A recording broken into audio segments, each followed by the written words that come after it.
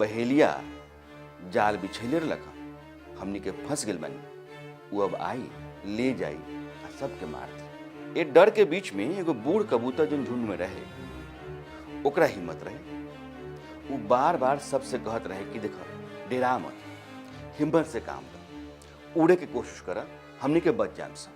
बूढ़ा कबूतर के बार बार कहला पर कबूतर कोशिश करे लगन, जाल उठे लेकिन थोड़ी देर में फिर जाल नीचे आ जाए। बूढ़ा कबूतर कहला कि ना, एंग ना हूं, उतन बुद्धिमान रहे, ओकरा पता रहे कि एकता में शक्ति बहुत बा।